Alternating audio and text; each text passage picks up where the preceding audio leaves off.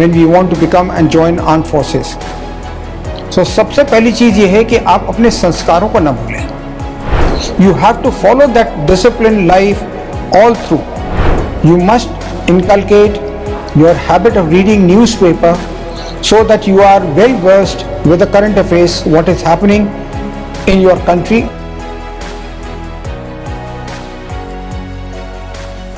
जय Hind to all the defence aspirants. नमस्कार, good afternoon.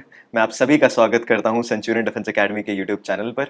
और आज का टॉपिक डिस्कशन का ये रहने वाला है कि जो भी आप लोगों में से कैंडिडेट्स जो कि सेंचुरियन डिफेंस एकेडमी ज्वाइन करने वाले हैं रिटन एग्जामिनेशन के प्रिपरेशन के लिए, उन्हें कौन सी ऐसी हैबिट्स अपने अंदर इनकलकेट करनी चाहिए अभी से, जिससे कि उन्हें एसएसबी में लेटर ऑन फेजेस में काफ़ी आसानी हो प्रिपरेशन करने के टाइम पे. तो इसके लिए हमारे साथ हैं कर्नल प्रमोद सर, जो कि एक्स जीटीओ रहे हैं, एंड वो आपको गाइड करेंगे इस डायरेक्शन में. ऐसी कुछ हैबिट्स कर्नल प्रमोद सर हमको बताने वाले हैं जिससे कि आपको रिटन प्लस एसएसबी में काफ़ी आसानी होगी. Sir please. जय हिंद. एज आस्क्ड, जैसा कि इन्होंने पूछा है कि किस तरीके की हैबिट्स हमको अपने अंदर इनकलकेट करनी चाहिए फॉर अ सक्सेसफुल कैंडिडेट और a successful officer when we want to become and join armed forces. So सबसे पहली चीज़ ये है कि आप अपने संस्कारों को ना भूलें.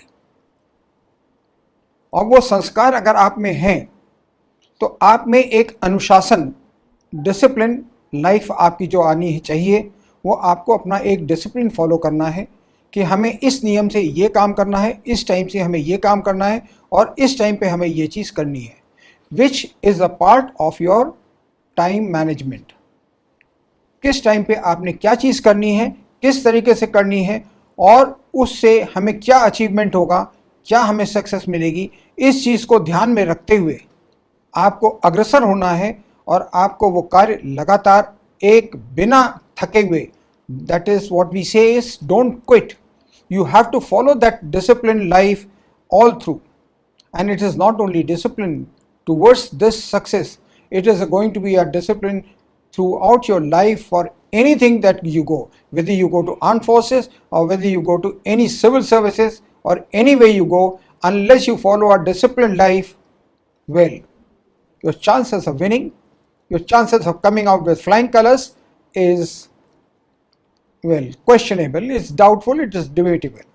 Now towards this, you must inculcate your habit of reading newspaper so that you are well versed with the current affairs, what is happening in your country. Keep yourself very, very cool and comfort and follow the disciplined life which I have just mentioned. Obviously, any person who has achieved anything significant in his life has been disciplined. तो disciplined तो ज़रूरी ही है life में. Also, sir, as far as current affairs is concerned, since I teach current affairs in the batches, I've found out this thing that they generally go for factual content. Factual content याद कर लेंगे कि 2023 में India ने preside किया G20 को, that's it. But as far as SSB is concerned, you have to be analytical also. जो कि आपने Yes, absolutely correct. आपने बिल्कुल सही चीज़ कही कि एनालिटिकल होना बहुत ज़रूरी है. हमने G20 की सक्सेस तो देख ली, पर हमने G20 की सक्सेस के पीछे क्या था वो हमने उसको एनालाइज नहीं किया. अगर आप उस चीज़ को एनालाइज करें, जो इन्फॉर्मेशन ब्रोशर हमारे कंट्री ने सब लोगों को, विजिटर्स को दिए, उसमें ये चीज़ उन्होंने हाईलाइट अच्छे से की थी कि इंडिया में हर वो चीज़ है जो आप आज दुनिया को बता रहे हैं. हमारे ऋषियों ने, हमारे महर्षियों ने ये सब चीज़ें पहले से ही हासिल करके रखी थी. And also we have highlighted our cultural historical buildings. We were only knowing that Taj Mahal is the best art piece that we have. No, we have many similar art pieces in our country which we were not aware of, which internationally people were not aware of, and that was the actual achievement of your G20, which proved in the world that India has a definite standing place which world has to recognize. Exactly, sir. Sir जो आपने बताया G20 के बारे में कि India क्या क्या achieve करना चाह रहा है, इतना अपने कल्चर को शोकेस किया इंडिया ने, ये जब आप पढ़ते हो G20 के बाद में तो आपका इंटरेस्ट भी बढ़ता है. Absolutely correct. आपको और मज़ा आने लगता है, और जब मज़ा आने लगता है तो फिर कितने भी देर पढ़ो तो यस, बिल्कुल सही कह रहे हैं आप. Yes, sir. Sir, moving on to the next question. The next question is that Hindi medium students काफ़ी आते हैं हमारे पास, और हिंदी मीडियम स्टूडेंट्स का कहीं ना कहीं अपने दिमाग में ये चीज़ रहती है कि क्या मुझे इंग्लिश में कैसे काम करना चाहिए, मुझे वोकैब में कैसे काम करना चाहिए, मैं अपनी स्पीकिंग स्किल्स कैसे डेवलप करूं। तो उनके लिए सर आपके क्या सजेशंस रहेंगे कि उन्हें अभी से कैसे काम करना शुरू करना चाहिए? आपने बहुत अच्छा सवाल पूछा है। इसके बारे में मैं आपको एक ही चीज़ याद दिलाना चाहूँगा। अगर हम लोगों को याद है कि हमारे स्वामी विवेकानंद जी जो थे, उन्होंने एक ही चीज़ कही थी, if you want to learn English, either you go to England or bring England to your home. What exactly he meant was create that atmosphere around you and you will pick up. Right. Which means in case you really want to pick up in English and you want to communicate in English amongst your friends, in your group, try and start speaking in English, whether you speak in broken English or whether you speak fluently.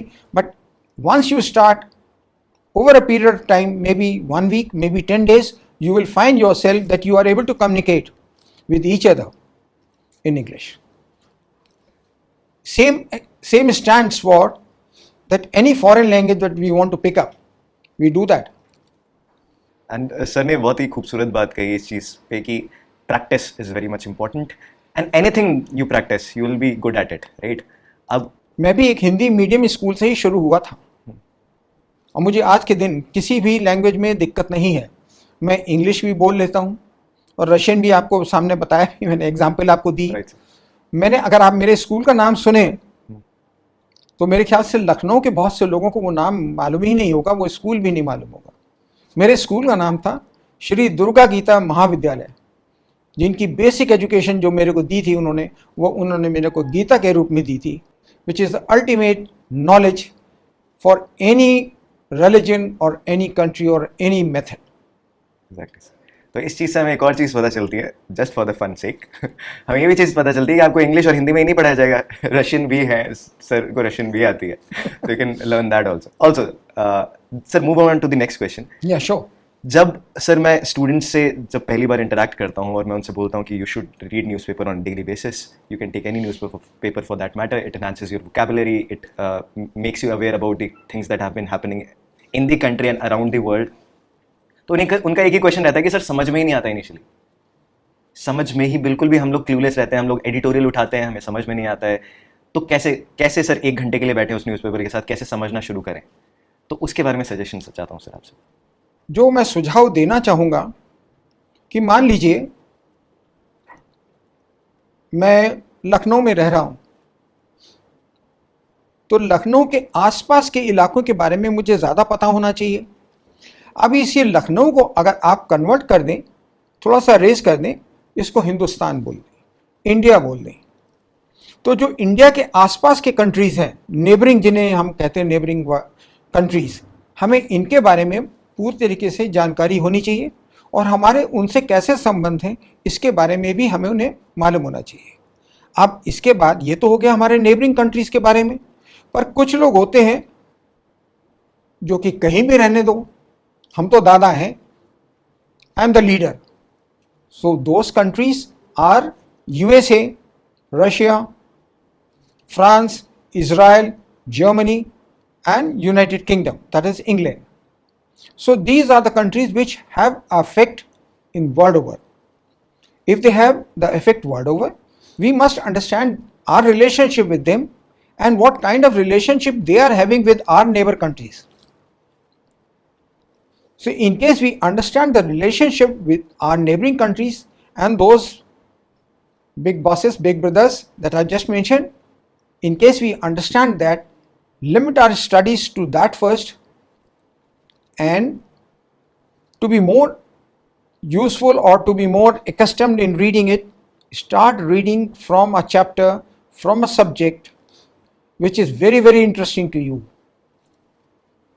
सीधी सी यही बात है, हमको अपने interest को जगाना है और interest को जगाने के लिए जो सबसे ज़्यादा हमको अच्छा लगता है हमको वहाँ से शुरू करना चाहिए। Right. And that is what the psychologists also say, that you start from a subject which is very convenient to you, which is very liking to you, and then you can switch over to anything that you want to. आप लोगों ने देखा होगा कि sir ने कितनी खूबसूरत तरीके से पूरे जियोपॉलिटिक्स को सम अप कर दिया। कि सबसे पहले आप अपने शहर से स्टार्ट करें, फिर देश पे जाएं, फिर बिग ब्रदर्स पे जाएं, यूएसए, रशिया, यूके, फ्रांस, ये सारी कंट्रीज पे जाएं और फिर इसके थ्रू समझने की कोशिश करें। सर ने ये भी बहुत अच्छी बात बताई आपको कि आपका foundation, that is if you can if you like polity for that matter, if you like geography, उससे स्टार्ट करें। वो आपको अगर पसंद आने लगेगा तो आपकी क्यूरियोसिटी और बढ़ेगी, और जब क्यूरियोसिटी और बढ़ेगी तो करंट अफेयर्स भी आपको ईजी लगने लगेगा। Absolutely correct. Yes.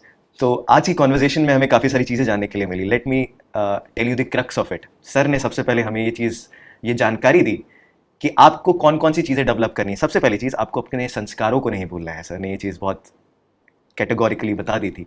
Secondly, discipline पे बहुत ध्यान रखना है, आपको एक डिसिप्लिन लाइफस्टाइल जीना शुरू करना है। थर्डली, आपको न्यूज़पेपर रीडिंग की हैबिट इनकलकेट करनी है।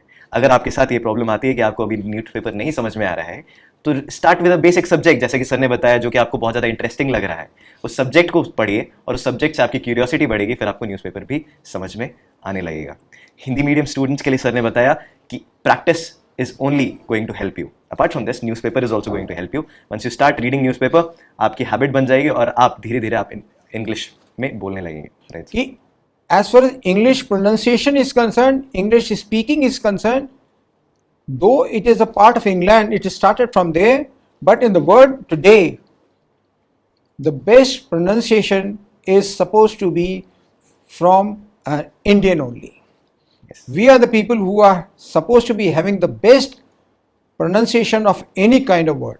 और सर सबसे ज़्यादा इंग्लिश स्पीकिंग लोग भी हमारे पास हैं। हमारे पास ही हैं।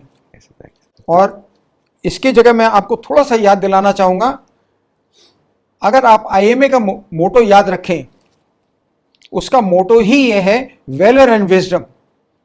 आप में अपनी ताकत को पैदा करना है और अपनी जानकारी को इम्प्रूव करना है, and that is what we have to do.